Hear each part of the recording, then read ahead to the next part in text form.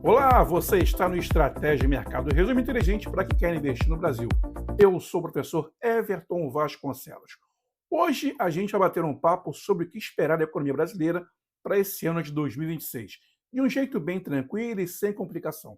Imagine que você está conversando com um amigo sobre dinheiro e o que está acontecendo no país. É esse que vai ser o nosso clima a partir de agora. Para começar, vamos falar do crescimento da economia, o famoso PIB, Produto Interno Bruto, que é a soma de tudo que o país produz.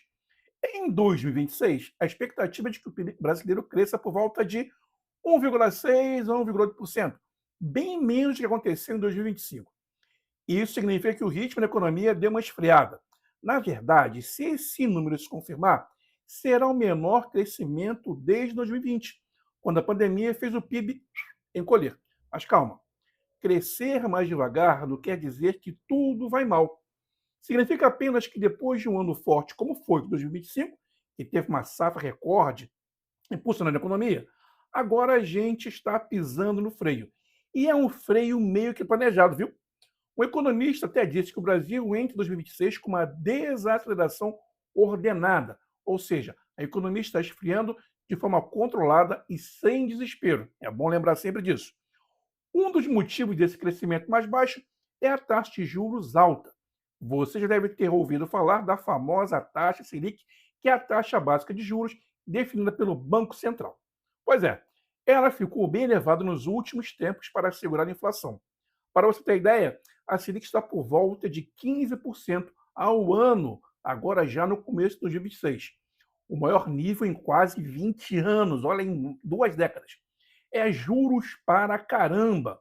Com os juros tão altos, fica caro pegar empréstimo, financiar projetos ou parcelar compras.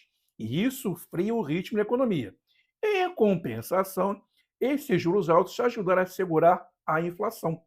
A inflação vinha alta alguns anos atrás, mas agora está relativamente sob controle. Eu disse relativamente, em torno de 4% ao ano.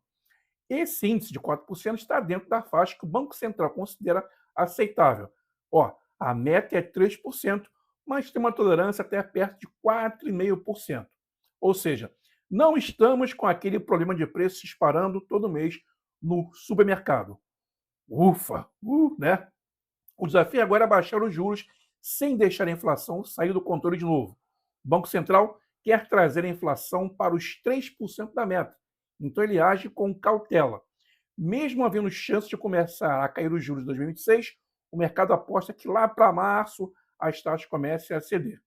Não deve ser uma queda radical nem imediata. Provavelmente a Selic só termina em 2026 ainda em 2 dígitos, algo em torno de 12% ao ano, o que ainda é alto comparado a outros países. Aliás, hoje o Brasil tem um dos juros mais altos do mundo, perdendo só para a Turquia. Isso quer dizer que, mesmo descontando a inflação, nossos juros são altíssimos. Bom para quem investe em renda fixa, que ganhou muito nos últimos tempos, mas ruim para quem precisa de crédito. Em 2026, com os juros caindo um pouco, investimentos como Tesouro Direto e CDB podem ficar um pouco menos rentáveis que antes, embora ainda atrativos. Guarda isso, hein? E os empréstimos e financiamentos devem ficar gradualmente mais baratos, um alívio para empresas e famílias endividadas. Falando em alívio, vamos olhar ao mercado de trabalho. A boa notícia é que o desemprego está em um nível historicamente baixo. Muita gente conseguiu trabalho nos últimos anos e em 2025 tivemos um mercado de trabalho bem aquecido. Entrando neste ano, 2026, a tendência é que esse fôlego diminua um pouquinho. Com a economia crescendo mais devagar e os juros altos, as empresas podem pensar 2 vezes antes de contratar ou expandir. Então, a expectativa é de um leve aumento de desemprego, mas nada dramático, não queremos isso. Seria mais um ajuste, já que a taxa estava tão baixa que fugia do comum para o Brasil. Ainda assim, a taxa de desemprego deve continuar baixa em termos históricos. Deve fechar ali por volta de 5,5% no final de 2026. Ou seja, não deve faltar emprego como já faltou em outras épocas, mas talvez não tenhamos tantas vagas novas surgindo como antes. Agora vamos falar sobre o governo das políticas que influenciam a economia. 2026 é ano de eleição presidencial no nosso país. Então, já viu, né? O clima político se mistura com a economia. Quase que não saiu, percebeu? Em ano eleitoral, o governo costuma querer mostrar a economia indo bem. Muitas vezes isso significa gastar um pouco mais ou lançar programas populares.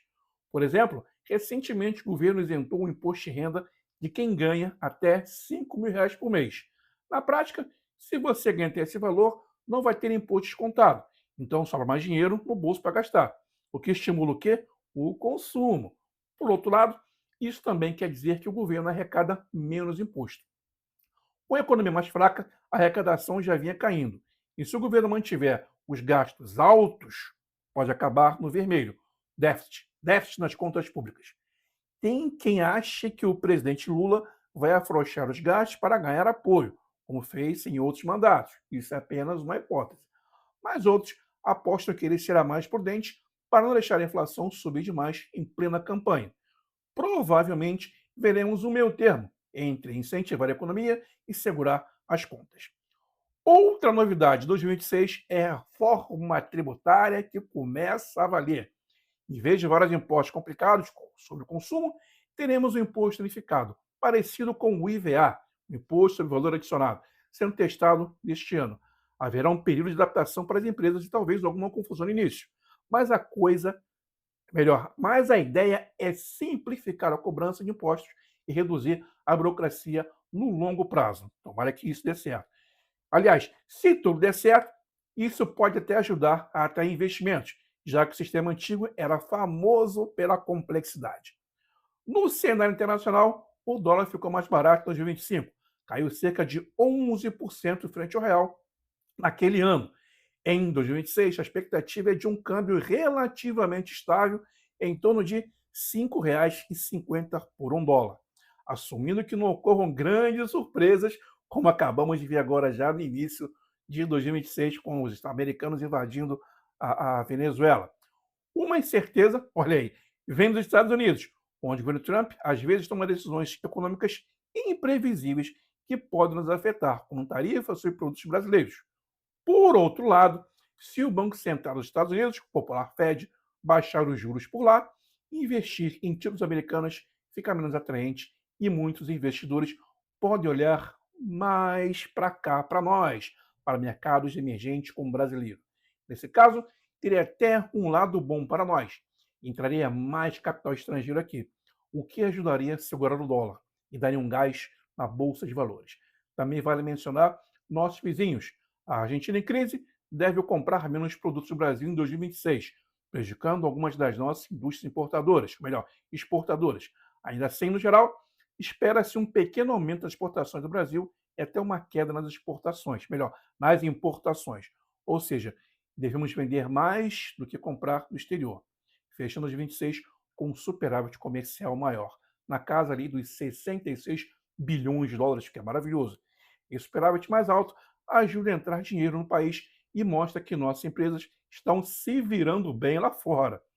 E para quem está começando a se interessar por investimentos, o que esses cenários significam? Primeiro, com a economia devagar e os juros ainda altos, embora caindo, os investimentos sem renda fixa continuam interessantes. Mas é bom ficar de olho. Se os juros caírem mais rápido que o esperado, aqueles retornos gordos de 2025 podem diminuir um pouco.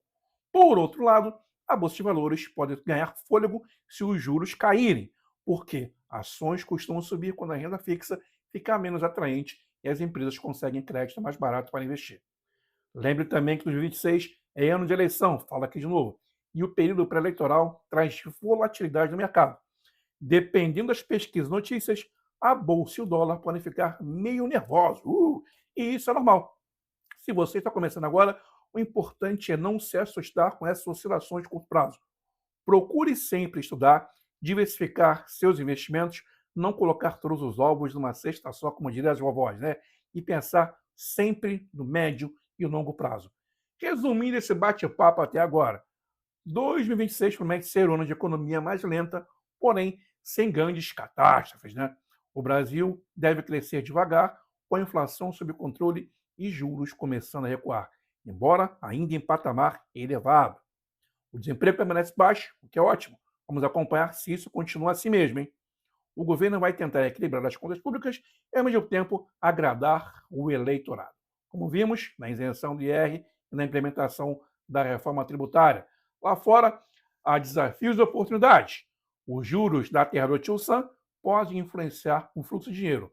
O dólar deve seguir relativamente estável. E nossas exportações dependem do rumo da economia global e dos parceiros comerciais.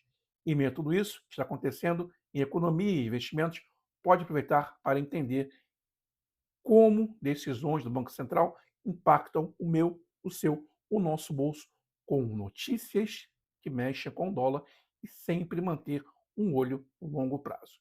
Se esse episódio te ajudou, compartilhe com quem quer investir no Brasil com mais clareza. E me diga, qual tema você quer no próximo Resumo Inteligente? Fico por aqui, bons negócios e até sempre.